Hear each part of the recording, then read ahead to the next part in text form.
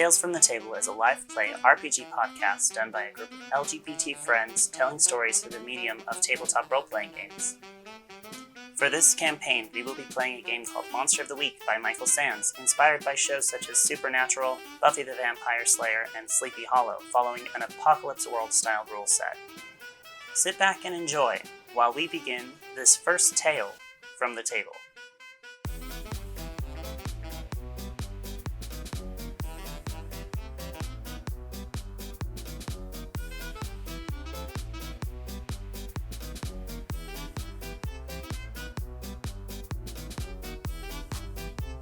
Jazz music plays through the stone streets of the French Quarter. Colorful autumn leaves dance gracefully through the cooling air to the ground below, illuminated by the sunset sky. A boarded building stands imposing on its empty street as darkness falls. No one passes. No dogs bark. All is calm. Suddenly, a flash of light, accompanied by a burst of electricity and splintering boards. Time lapses as the edifice revives into a welcoming physique. A sign is finished above the front doors and comes to life in decorative lit letters. The Rose Spirit Tavern. 1 year later. Okay, well, I'm Wes Mullis. I play Carter Wu. I'm a Chinese American from Savannah, Georgia. And I'm playing the rulebook of The Spooky. So The Spooky is a spellcaster in Monster of the Week. Specifically, they deal with darker powers, whether it's demonic or not necessarily good or like religious related or anything like that. Just dark magic that is a means to an end. Think kind of like a Dark Phoenix for X-Men, or Eleven from Stranger Things would probably be a spooky. If you're relating it to another tabletop, it'd be like the Warlock class in Dungeons and Dragons, stuff like that.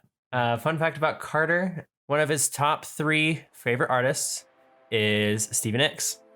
You're in an alleyway and a couple with a small child walk into the alleyway. It's almost like you're like a fly on the wall, and you see that these people walk by you, and right as they go to turn the corner, the mom screams, and you hear the worst, it sounds like a wet growl. It's the grossest noise you've ever heard in your life. And you see the dad run forward, and the kid's nowhere to be seen. As you walk and turn the corner, all you see is darkness, and the mom is on her knees, her face in her hands. The dad, he's stopped as he's ran forward. He stopped in his tracks. And you can see not whatever is dragging this child, but you can see the child being dragged away. And then you wake up. You're in history class. And your teacher, Mrs. Springer, is just finishing up her lecture on French and Indian War. Oh, that's fine. It's boring. Well, I'm going to look around because, I was kind of startled awake. That was a traumatic experience in a dream. Nightmares for sure. I'm going to have more nightmares about that for the next week or so, probably. Mm-hmm. I'm going to look around to see if anyone noticed I was asleep. No one's noticed. Perfect. Do I sit? I'm assuming I probably don't sit in the front of class. No. I'm probably near the back, right? You're actually kind of towards the middle because you've been caught, not paying attention or, doodling or, falling asleep in class before. So you got moved from your usual spot at the back of the classroom to more of a middle seat. You're still off to the side of the classroom. So you're not in the middle, but you're kind of off to the right hand side of the room. Okay, cool. Well, I'm just gonna make sure no one's paying attention to me, whatever. Pretend I'm taking some notes, but I'm actually just gonna doodle and for the last 5 minutes of class. The bell rings and you all get up and pack up your things, and Miss Springer says, "Carter, since you were so attentive today, I'm going to need a detailed report on the French and Indian War by next Thursday." Okay, that's awesome, Miss Springer. I can definitely do that. Finger guns, see you next week. Okay, I expect that paper on my desk by Thursday. For sure. I'm going to use magic as I'm leaving the room. And I just want I want to use Hex. So with Hex, when you cast a spell with Use Magic, as the normal effects, you may pick the following. And so I just want to I want to make her trip up and then use Hex to make her break something precious or important as I'm leaving the room. Do you watch as you leave the room? No, because I don't want her to know I was doing it. Okay, there is a window off to one, like the wall that you're on. You're like just behind where the large window is. Okay. That goes into the hallway. So it's like an indoor window. So you can look into the classroom and stuff like that? Okay. Yeah. So do you look in there as you're... Yes. Okay. Just like kind of a glance over my shoulder. When you use magic, say what you're trying to achieve and how you do that. Roll plus weird. 10 plus, the magic works without issues. Choose your effect. 7 to 9, it works imperfectly. Choose your effect and a glitch. The keeper will decide the effect the glitch has. And obviously, on a 1 to 6, it doesn't happen. So you use magic. I'm just gonna maybe like her shoe comes untied or something.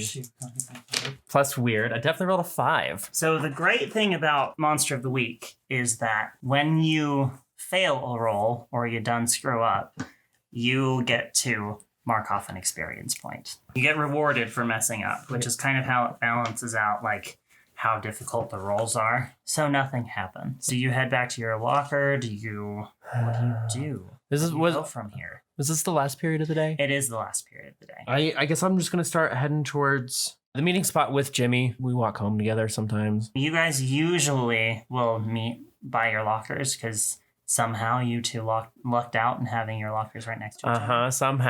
Somehow. Like by magic or something, we got lockers right next to each other. Your mom was really worried about your brother not having enough friends, which is odd because you're the one without friends. I'm the one that doesn't have friends. He's popular. So you have your locker right next to Jimmy, which when he first gets there, he's not there right away. Mm-hmm. But there is a pair of girls who walk by you, and they're the typical plastics where they've got the done-up hair, makeup's on point, they have the acrylic nails, heels, like dressed to the nines, as far as high school students can do, because let's face it, high school fashion is a disaster. Yeah, too much of one color. Yeah. Anyway, these girls walk by and they kind of scuzz you off as they start talking again. My little meat puppet. It would be a shame if something was to happen to them. Not now, Gemery. It's been a long day. I think you need to remedy that, my pet. Fine. I'm going to look at the two girls and attempt to use some more magic. Okay. Because, I'm kind of, it's fine. I just, as they're walking past like a drinking fountain, I want it to break and like just spray them with water. Okay. Nothing too bad. Nothing that would look suspicious. Let's see what happens. That is 5 plus 2, so a 7. With use magic, if 7 to a 9, it works imperfectly. Choose an effect and glitch. So the effect I'm going to go with is, I guess it would be do one thing that is beyond human limitations. And then the glitch I'm going to pick is a problematic side effect. So these girls walk by and you just wanted to spray them, right? Yeah. So instead of it spraying them, the whole thing just explodes. And not only the girls, but anyone within like a 10-foot radius of this drinking fountain is just blasted with water. Okay, I definitely have to stifle some laughter for that one. It draws a lot of attention, too. You puppet. You really need to get better at that, don't you? Maybe you should try a little more. Gemery, let's just call it a day for today. Like, I don't want to make a bigger scene than I already have. And then I'm just going to ignore him. And just as, like, that conversation kind of ends, Jimmy walks up to you and he's like, hey, crazy thing that happened with the drinking fountain, right? Oh, this is so weird. That's so weird. What, like, how does that even happen? Maybe there was a clog in the pipe or something. I don't know. Oh. Old pipes. Like, the school's old. I guess. Yeah, relatively. I don't know, man. Hey, listen, do you wanna maybe stop by the coffee shop before we head home? Grab a cup or something? I was thinking maybe after, because I'm meeting so-and-so. Oh, right. Yeah. Okay. Okay, well, let's head home then, I guess. Hey, by the way, did you pay attention in history? Because I know that you've got, Miss Springer before I do. Did you happen to pay attention in class today? Enough. Okay. Did she make you write another report? No, yeah. Yeah. I fell asleep again. Carter, this is like the third one this week. We've only been in class for like a month too, I know. You know what? I'm caught up on all of my other homework. I'll do it after practice. So you don't have to do it, just lend me your notes. I don't take notes. Okay. Well, I'm not gonna let you do the whole thing. Like, at least be there for it, I guess. Okay. Okay. I'll make sure you don't do anything wrong. Okay, sounds good. Let's get out of here. So you head over to the University of New Orleans, and you do see a man who kind of turns to you as you walk through the halls, like, all right, are you sure you're supposed to be here? Sort of a thing. And he's wearing a mustard yellow suit.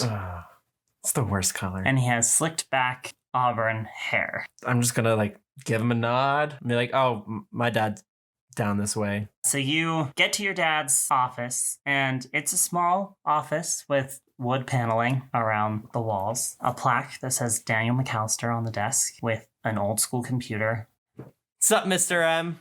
How's it going? There's no one in the, like, he's not in the room at the moment. Where? I guess he's probably still in his lecture. Yeah. So, yeah, but he probably gets out of his lecture here shortly. So why don't we just wait here? Listen, I know where Dad keeps his candy. I mean, I know where he keeps the candy now, too. It's not that big of a... He's not very good at keeping it a secret. That's true. Yeah, I mean, I'm going to go through his drawers, see if he's got anything hidden in the drawers that he maybe doesn't want people to see. Okay, you find 2 Milky Ways. Dope. I toss one to Jimmy. He catches it with expert precision. Of course he did. I hit the jackpot, dude. These are the Milky Ways. I know Dad has Twix somewhere. Milky Ways are better than Twix, man. That's a you decision, I guess. I don't know. Live your best life. Whatever. Anyways, how much longer do you think he's got? Because I wouldn't mind getting home. Just as you say that, a well-groomed, but not quite portly man, but a little overweight man walks in. He's like, oh, there you are, boys. This is your father. Okay. Yeah, this is your adopted dad. Hey, what's up, Mr. M? Not much, Carter. Just getting out of my lecture. Are you two just waiting to go home? Yeah, we're just waiting on you. I got a few things to finish up here, but you know what? I can do them at home. I think Martha's got quite the spread tonight. Pot stickers again, my favorite. She tries her best. It's fine. Let's get home. So you drive home. You drive through. Even though your dad tries to avoid going, like, near the French Quarter just because of tourism and a little bit of foot traffic. All the bullshit. Yeah. Yeah. It's still, like, a little bit easier because, like, that's where traffic kind of flows anyway. So you end up going just between the Garden District and the French Quarter, passing a restaurant by the name of the Ruby Sliver. And then you make it home after going through the Garden District a little bit, finding your quaint little house. Even though it's not super quaint. It's more like an Americana-style house. Yeah, it's fine. Wraparound porch.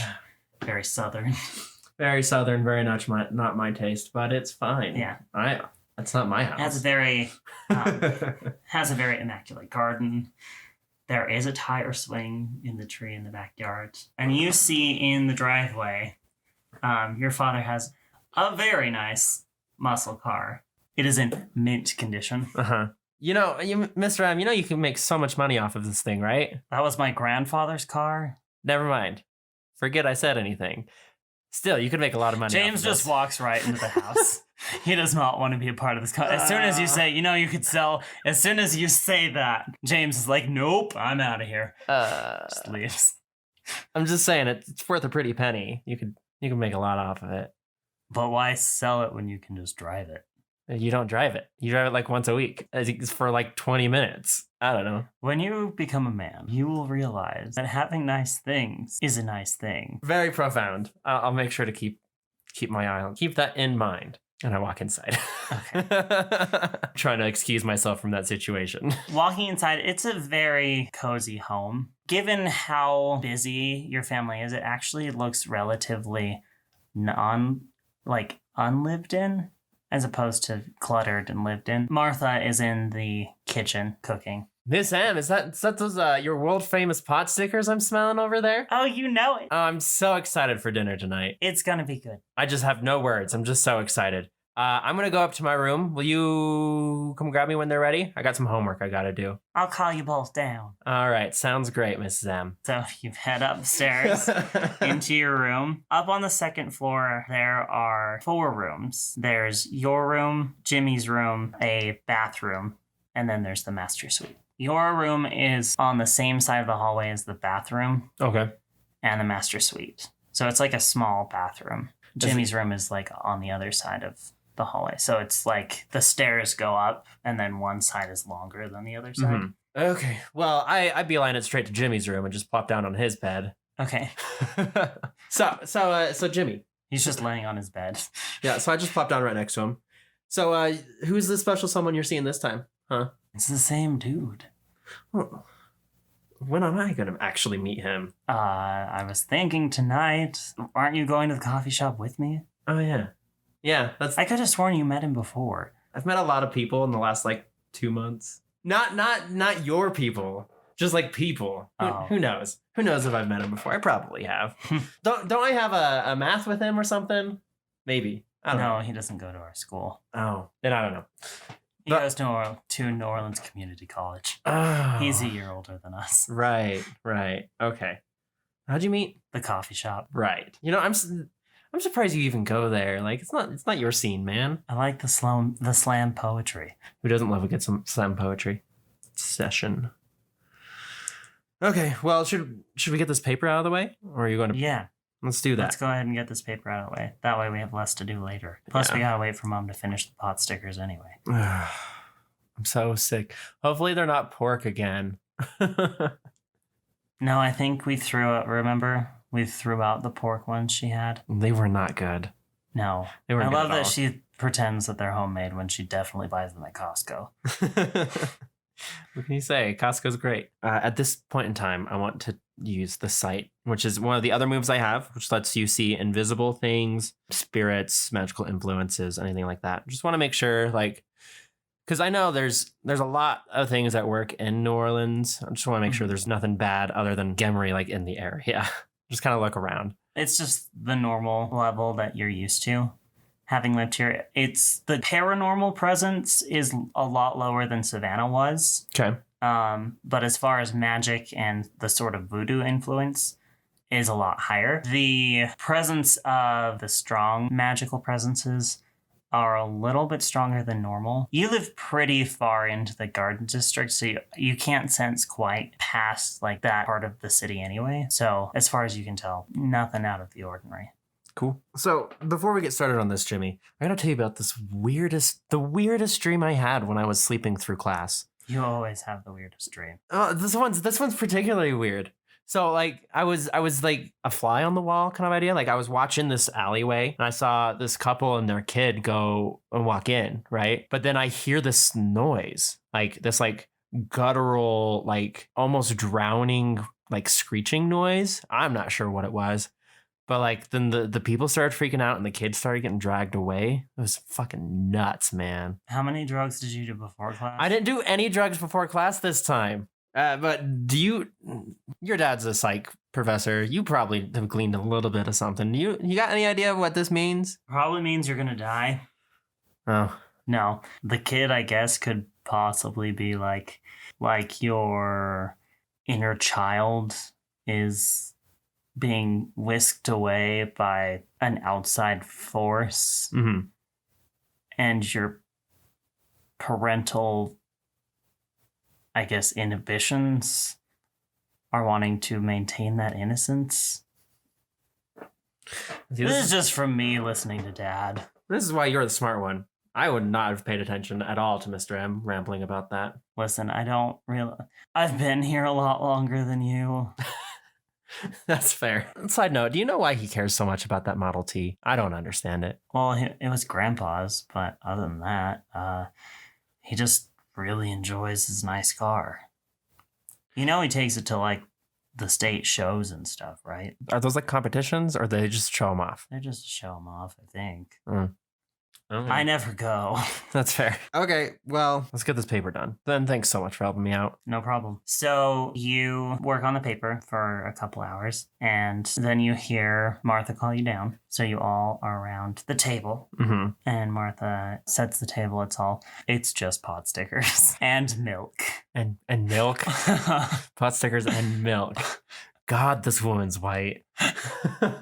Which is funny because you live in New Orleans. Right? Where it's not hard to find food. I take that back. It's pot stickers and sweet tea. Goes great with pot stickers, sweet Uh-huh. tea. Thanks so much, Martha. This looks great. Well, dig in. Oh, of course. I'm just gonna start.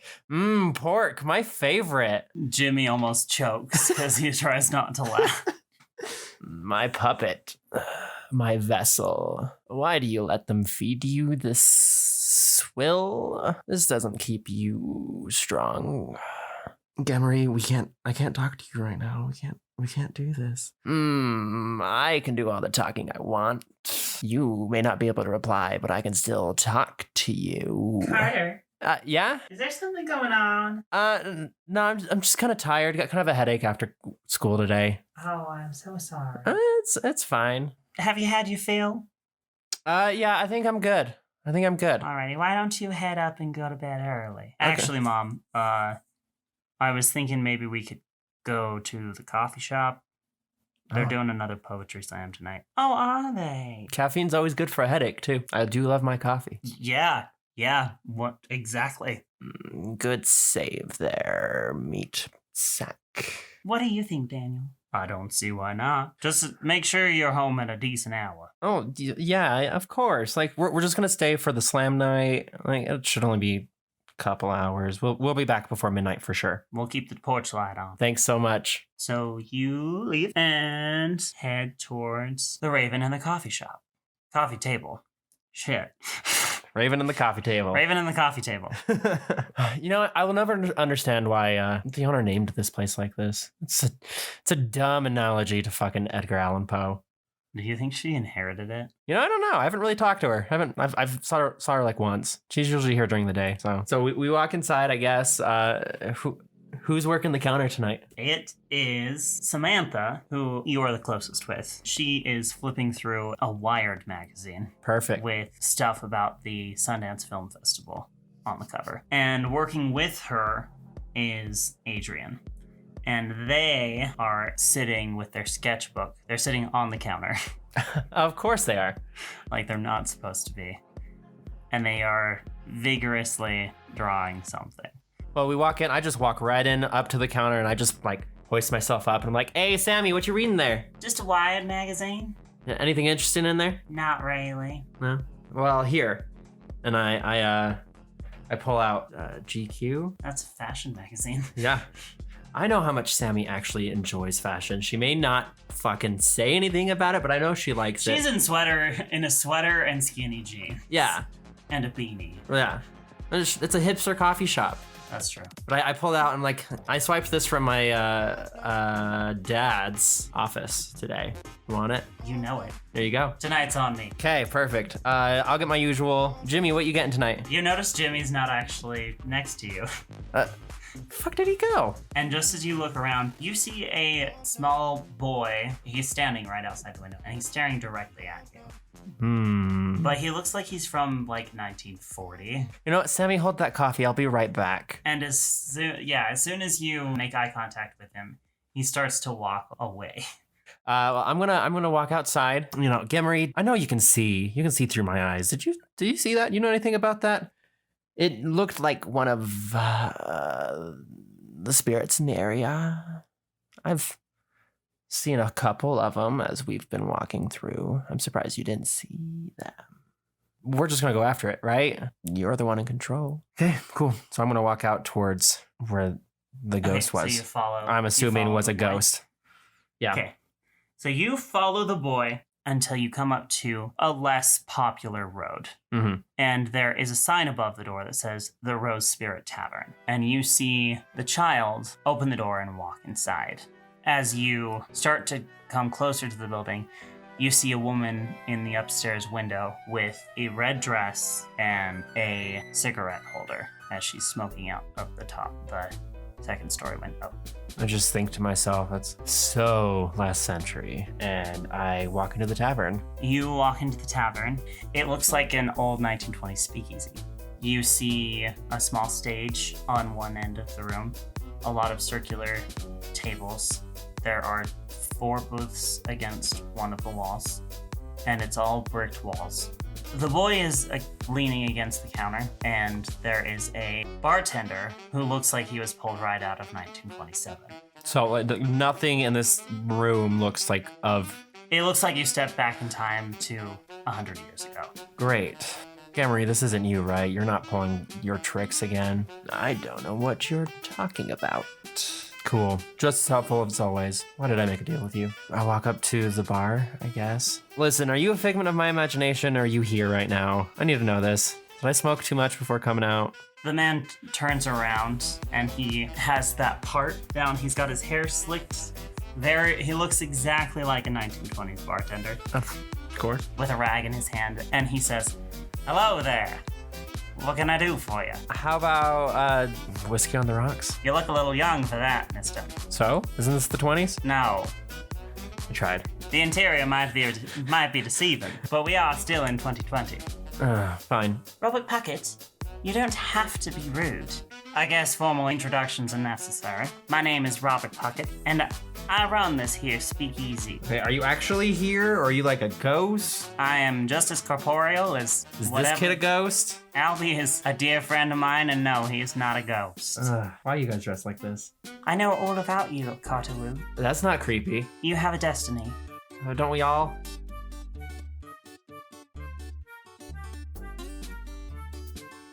Hey guys, this is Wes. I play Carter Wu in the campaign, our lovable spooky boy. Thanks so much for listening to our podcast.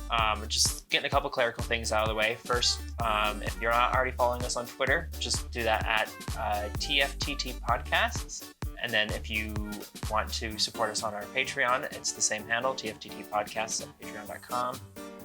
Just want to give a shout out to our very first Patreon supporter, Jimmy Volante. You're cool. We're not going to go further into that. But yeah, so thanks again for listening, and I hope you enjoy the rest of the episode.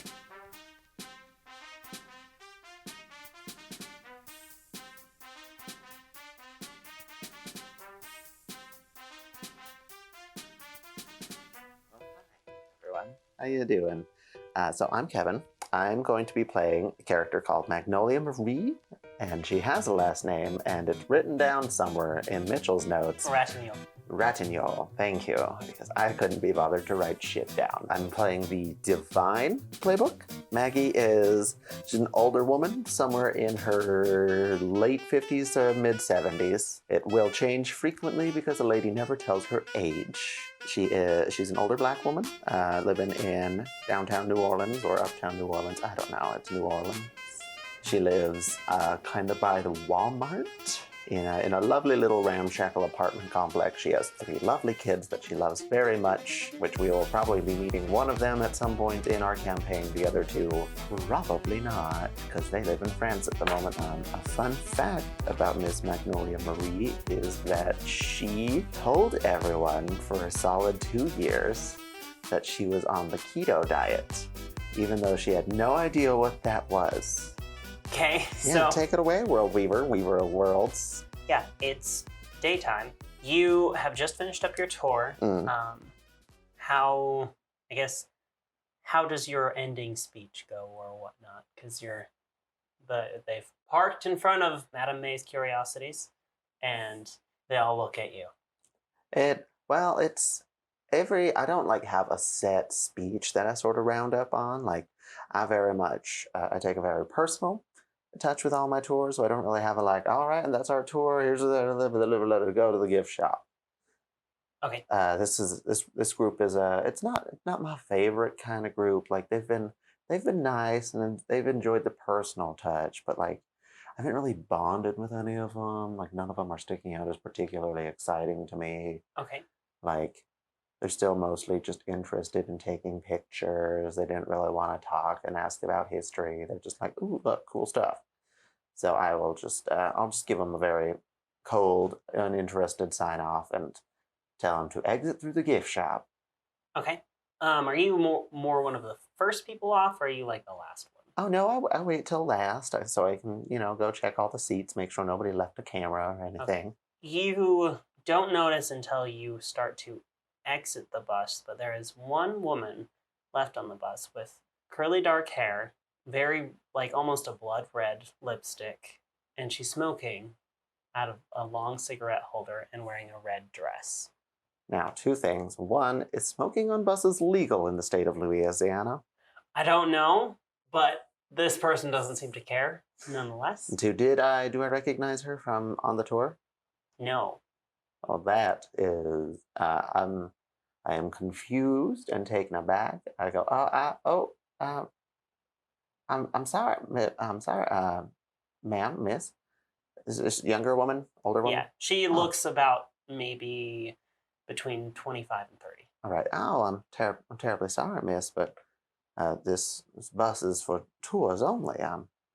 It's not a city bus. I'm gonna have to ask you to step off. She gets up without saying a word. She hands you a business card, and she walks by you and walks out of the bus. Well, all right. You okay? All right. Well, have a good day, miss.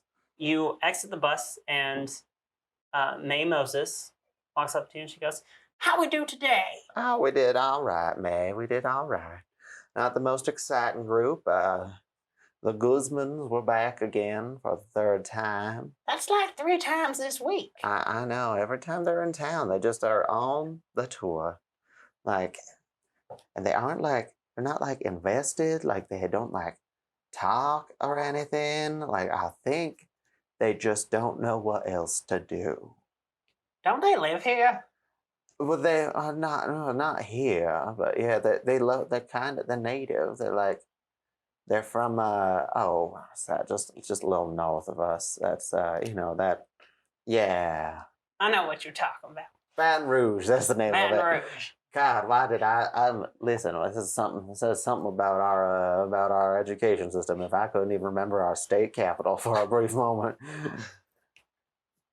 It's okay. At our age, we forget everything. May, I will remind you that you are about as old as dirt itself. I am not quite to that point, and I resent being called old, even if it is by a woman of your stature and class. I do apologize. And she kind of hobbles in with her cane and everything. And she's a relatively large woman, so she kind of squeezes through the door and goes into her little shop and everything. Yeah, and I'll is she the only one who works in the shop? Does she have like a cashier or anybody? No, it's mostly just her. Okay. Every now and then she'll have like a grandkid, you assume. One of her great grandkids, probably. Yeah. So you're not really sure how they're related to her, but there's young people. Probably Methuselah.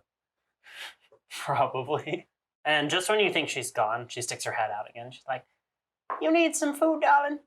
Oh no, I've got some etouffee at home that I'm gonna go heat up. All right. From what day is it?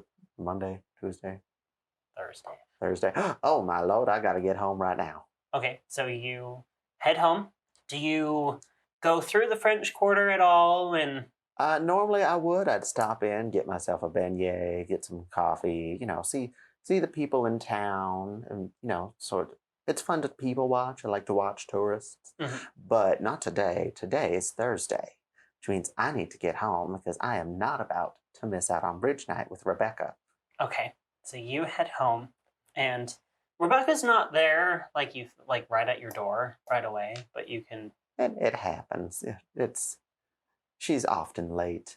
The character flaw that I've grown to appreciate in her. Yeah. I will feed Methuselah. Okay.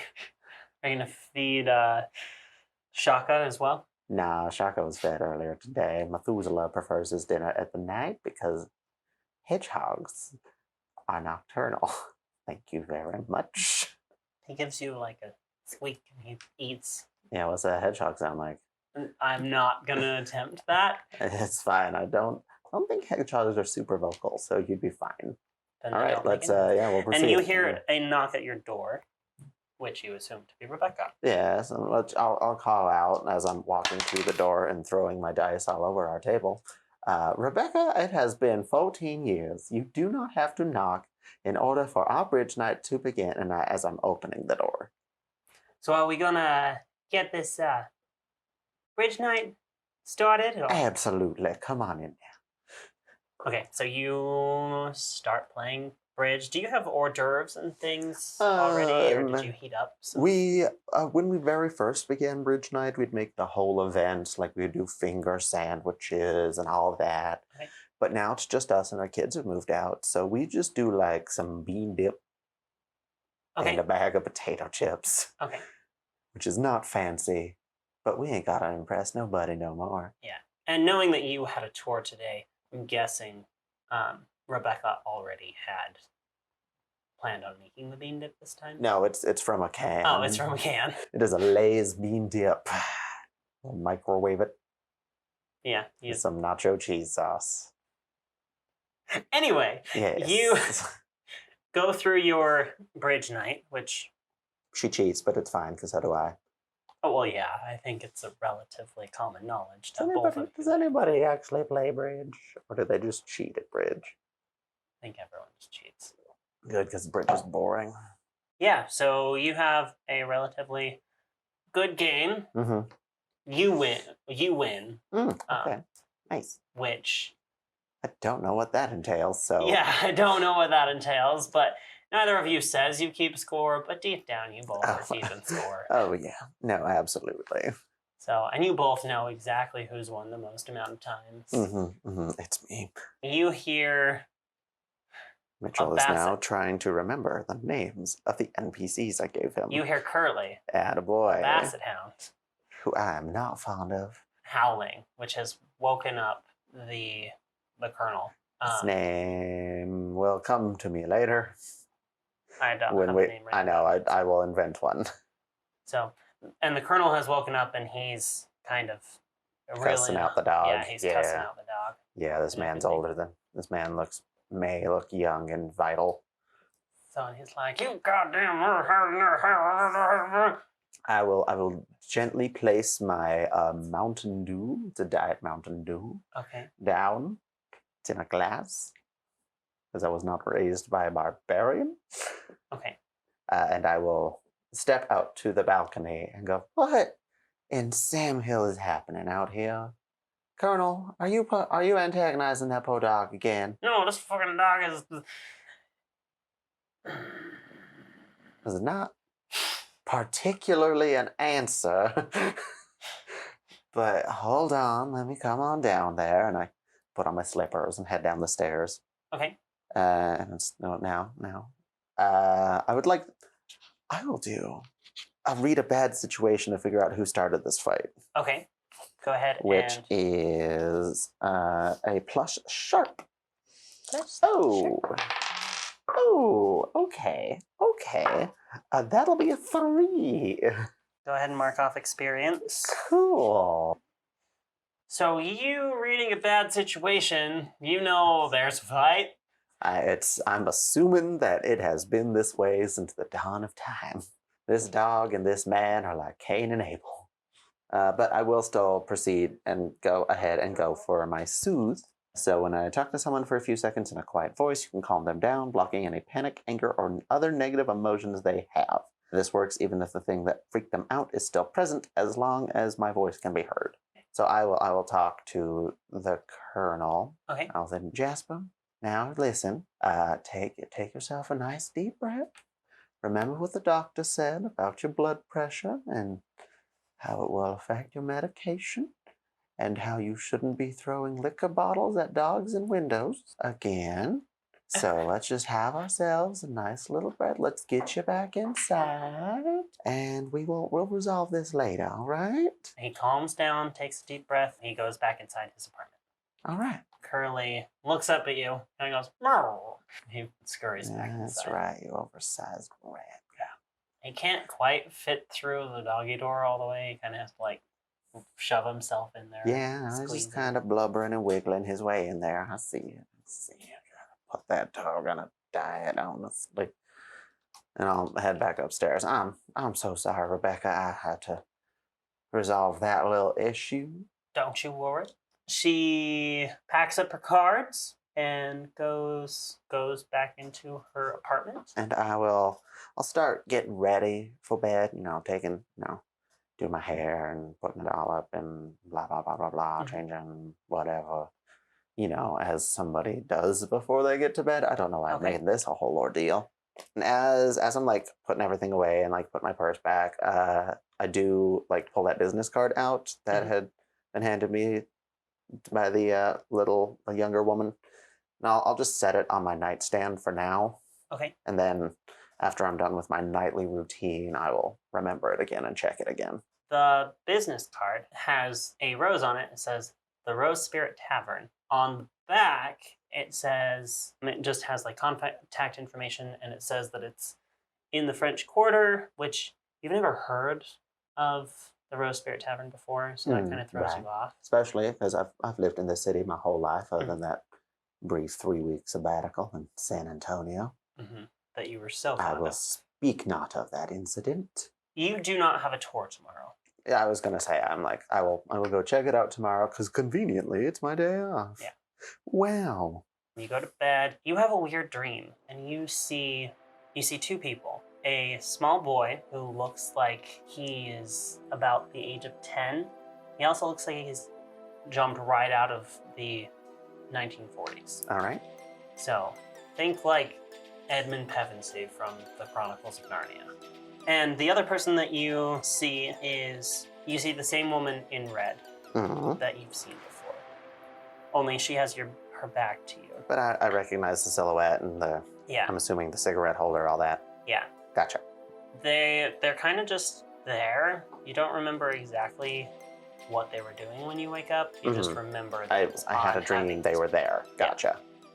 So you wake up to the sound of a dog barking again. Probably 5 minutes before my alarm was set to go off, of course. All right, I will throw on my robe Okay. and step outside to see what the hell Curly is barking at. Okay. He seems to be barking at nothing, but you do smell the worst smell you've ever smelled in your life. Like it's like sewage and something rotting and dead all at the same time. Oh Lord, okay, all right. So, and yeah, the dog's just barking. No one else seems to have stirred yet. Yeah, I'm gonna deal with that later. I'm gonna go back inside and get dressed and Okay. ready for the day. Then do you just head to the French Quarter? I'm gonna run to Walmart real quick. Okay. Gotta pick up some groceries.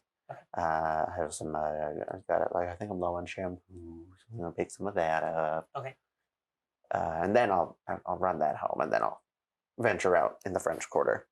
Okay. I am wearing a slightly nicer outfit than I would normally wear, just from day to day, because the tavern.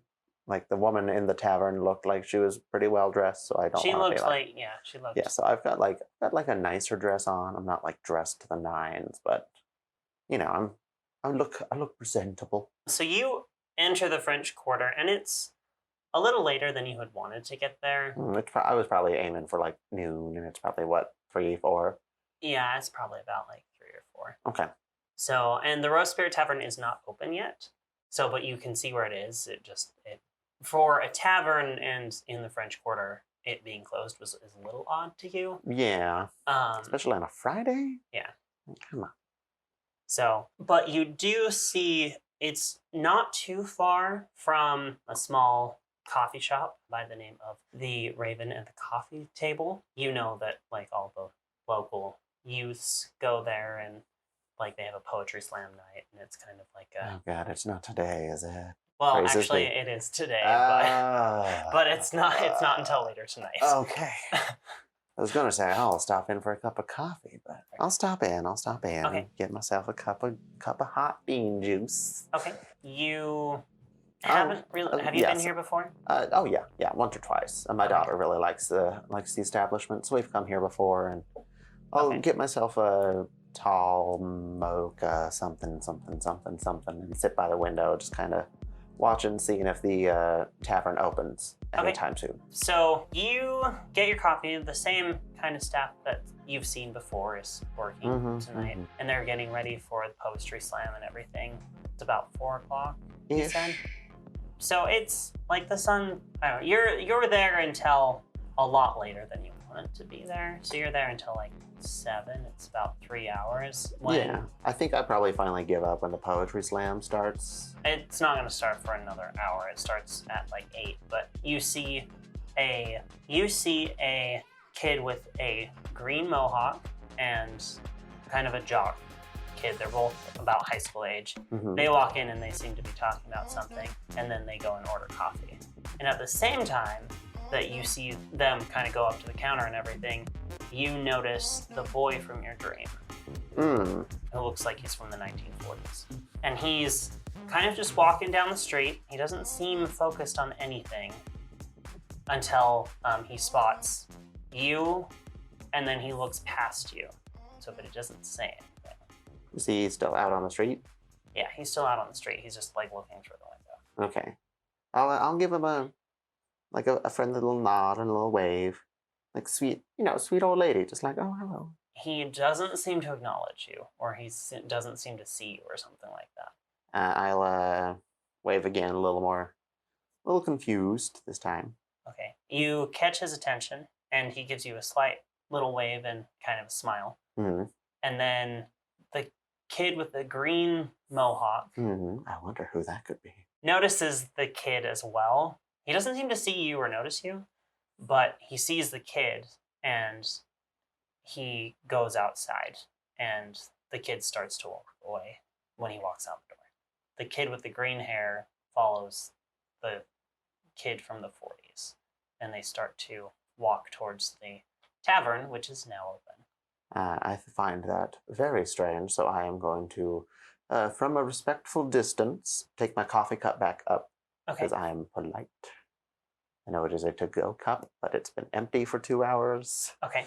So I will take it up and then throw an extra $1 in the tip jar and then follow them out to the Okay. tavern. You see the kid enter the tavern, and then the kid with the mohawk stops for a minute, and he looks up at the second-story window above the tavern, Mm-hmm. and you notice at the same time that he sort of looks up, you see some smoke from a long cigarette holder, and you can see a lady in red. And then he enters the tavern. It is at this point in time that I worry that it is a brothel, which is now on the back of my mind as I Okay. enter into this building. You enter this building right as you hear the small boy say, "You have a destiny." Carter, you have just said, "Don't we all?" And the door opens behind you, and in walks an older-aged woman. Maggie, what do you do? I finish walking in, sort of take in my scenes and enter the bar. You see Carter, the boy that you had seen before and followed into the tavern. You see the other small boy that had walked before him, and you see the bartender. There isn't anyone else that you can see in the immediate area other than that. And there is some jazz music playing.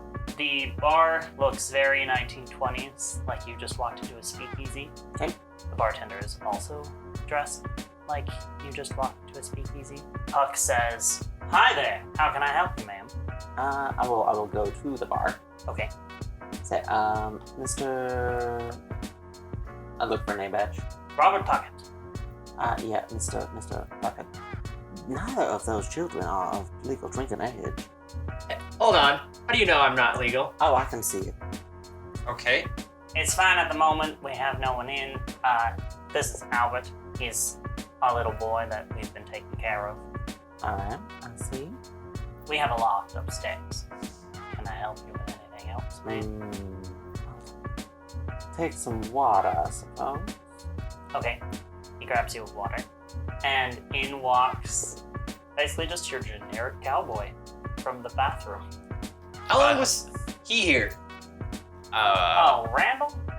Randall's You been... described him to me when I was sitting in the coffee shop. Oh, yeah. I've been here 15, for- 20 minutes before you? Yeah, I would say about 15 minutes. I He's came into this of establishment. age. I sure am. I would hope so. I'm 48. Why do you? Kind of showing your hand right away, but all right. That's all well and good. I apologize. Young man, not you, the young one, the young one. Yes, What is your name, little one? my name's Albert, but you may call me Albie.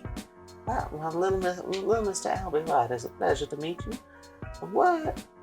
How did you end up in this situation, this environment? It's a long story. Mr. Puckett, I have half a mind to ask the Better Business Bureau about your business practices here. Letting young children like this wander around in a bar environment is not healthy for their development. Albie pipes up and he goes, I don't believe that will be necessary. Robert Puckett and the Lady Rose both took me in to help them with their predicament. That sounds weirdly sexual. It sounded like child labor for a moment, but you're right, it might have some sexual connotations. I'm uncomfortable. I can assure you there regardless. is nothing sexual in this nature. Okay, so we're back to child labor. I was sent to bring Mr. Carter Wu, as well as you, Magnolia Ratinure, to this establishment to be briefed because there is much more going on in New Orleans than meets the eye. And you both have abilities that normal people don't just have. I must protest. Many people can play the piano. I'm not talking about a talent such as playing the piano. I'm talking about otherworldly or supernatural phenomena that Well, my seem to dear surround Albert, you haven't heard me play the piano. Each of you, including you, Randall, have Me? supernatural abilities or a connection with the supernatural in a sense that most other people do not. And we are, myself as well as Robert and Lady Rose, are all involved in an organization that helps to control and balance the supernatural goings on in our world. And at this, I kind of just look fidgety, and Okay. my character just gets all nervous, and I kind of like take a step back. Randall, what are you doing? Nothing particularly. You notice that Sam is not around you like he usually is. Usually he's right by your side all the time, but you haven't been able to see him really since you went into the restroom.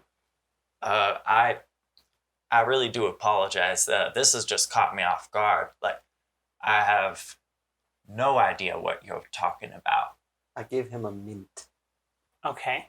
You just Think- go Mary Poppins. Yes. I do sincerely appreciate that, Magnolia. Well, you look nervous. I think a mint might. By the way, my name's Magnolia. My friends call me Maggie. You can call me Magnolia until we get better acquainted. Young man. Hey my name Maggie, is- what's up? Now let's try that one more time. Now, Son, you better respect your elders. now, respect your elders. Don't talk over me now, Randall. Now, you young man, like I said, once we get better acquainted, by all means call me Maggie. But until then, you may call me Magnolia, and I might call you. Name's Carter. Pleasure to meet you, Carter. As do you, Randall. Now, sorry, we got those awkward introductions out of the way. Dear Abby, I have interjected on you like twice now. She's so... It's quite all right. I don't know what he's talking about. But just play around.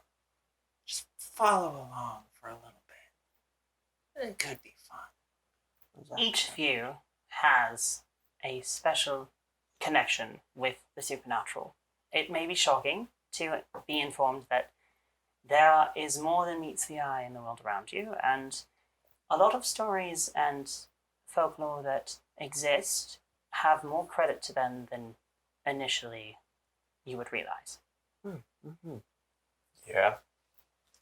So, Certainly. actually, I really don't know what this has to do with me though. Like I'm just a high school kid. Like you're a high school kid who can explode water fountains. one time. You hear voices in your head, don't you? Don't know what you're talking about. What is the name of your friend? I don't feel like I need to tell you. Fair enough. I already know. This is getting really weird. I know I just got into town, but I didn't expect this this introduction to the city of New Orleans. Oh, are you new? You've never been to this fair city of New Orleans. No, never. I'm from Montana. What brings you all the way down here? I have some personal business to attend to. Personal as in Sam? How do you know about Sam? I've already informed everyone that I know a lot of things. Well, I guess now the cat's out of the bag, as you might say. Sam is a ghost. He's always followed me around. He's helped me in some situations. I owe him a great deal. I would like this to be known because I don't think this is an audio thing. Maggie has been just politely nodding along with Albie because she's had children and grandchildren, so she knows. she doesn't just have- she just is like, and tell me more about the ghost. Yeah, sure. Now that he's involved, I'm like, oh, hold up. Wait, what's happening? It's a real thing? Oh, what? How? But I don't think she says anything. But I needed to make that known. Yeah. Well, you already know all of our tricks, then, I'm assuming. Well, now hold on. Now what is mine? Because I don't have no ghosts. I don't have no. I mean, I've got my thoughts, but I don't got no voices in my head. No. Lucky you. Yours is more external. Yours is more of a relationship with the gods themselves. Okay. You are more of a messenger or a protector of our existence. You've been sent for a prophecy, perhaps, or something similar. We'll come back to that because I don't think I have a prophecy. I can check. How often do you contact the gods? I mean, I go to church every Sunday. I say, every Easter, go on Easter, and occasionally go on like Christmas, but that's about it, really.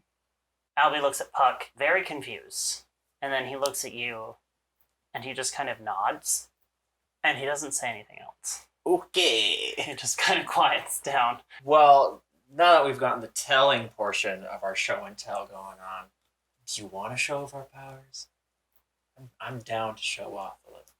There's a reason we're all gathered here, I reckon. So, Yes, there is. We are part of an organization called the Agency of Unnatural Knowledge. Agency of Unnatural Knowledge? That is correct. The Ark? We were originally founded as a government agency to keep tabs on any supernatural or paranormal goings on. Anyone else have questions? Nope. Who is this Lady Rose? Lady in Red? Oh, Who right, is this right. lady you speak of? Maggie, Yes. That's me. you have a kind of, I guess you remember the lady who gave you the card and just kind of disappeared from Oh, the right. I saw her. Is she the lady I saw upstairs in the window? Yes, I believe Lady Rose has been quite busy with our current predicament. It seems that there is a monster that is terrorizing our fair city of New Orleans at the moment. I just walked right into the show then. The shit show. Language. What sort of monster? You did say monster. Are we thinking like Are we? monster that hides under our bed kind of idea? Or are we Oh. thinking like mythical things like the Lumaroo? Oh, now, first of all, you know about the Lugaroo? That's a point in my book. You get one. But, like, yeah, are we talking like a Frankenstein monster? Like, you did say monster. I need to focus on the fact that you did say monster. Yes, I did say monster. And for your answer of whether or not it's things that are hide under your bed, it's anything that can be considered to go bump in the night. Huh. So we're just using monster as like a general term? Yes. Seems Okay. Unless like we it. know the classification and the species, which at this point in time, we have no idea. This one Okay. has just come out of nowhere. Okay. I'm very familiar with ghosts, but nothing else really. How familiar is so really familiar? But not too It's- familiar. But not too familiar. Now, how broad is the term monster? Because, like, I, for one, have never seen a moose, but I'm sure our friend Randall has. So, if I ran into one on the street, I would call that a monster. That's like a 40-foot tall deer. Not quite. It's about 15 feet tall. In order to That's classify still as too much. Albie actually pipes in and goes, in order for something to be classified as a monster, it must be an absolute threat to humanity or existence in general. So it could be anything from an unnatural phenomena that occurs in a place that is highly populated. It could be a beast that feeds solely on human flesh. It could be anything that disrupts the ecosystem itself. Now hold on. You just said a monster that eats human flesh? Is that what we're dealing with here? Because I don't know if I want to get caught up in something like that. Yeah, well, it's all fine and dandy, your whole like spiel, but what does it have to do with us? Right, where do we come into all this? We need to basically draft you to be helpers. We only have the 3 of us at the moment, and we need more. With your abilities, you should be able to use your wits as well as your affinity with the supernatural to either stop or destroy these unnatural goings-on. Okay, I'm just a lonely rancher, but I guess since I'm out here, it doesn't make much of a difference then, I reckon. I'm willing to help. I don't have work today. I have nothing else going on. I can help out. Don't know how much help I'll be, but yeah, sure, why not? Just gotta be home by midnight. I mean, I am a high school student. I have a curfew. All right, we have 1, yes? Yeah, I mean, I guess the whole reason I came here was for the supernatural anyway. Then it would be within your own personal interest to accept. Yeah, I just didn't think, to introduce myself and all of a sudden say, like, I'm a ghost hunter, because that would be kind of weird for a lot of the people involved in that conversation. Sir, you do realize you're in like one of the most haunted places ever, right? Yeah, Okay, so you calling yourself a ghost hunter is not that big of a deal. I In guess fact, I never we thought even about have it. ghost tours here. Oh, I've done a couple of them every October. It's a real good tourist season. Fuck it, I'm in. May as well. I mean, can I text my my brother, let him know I'm gonna be late? Cover for me?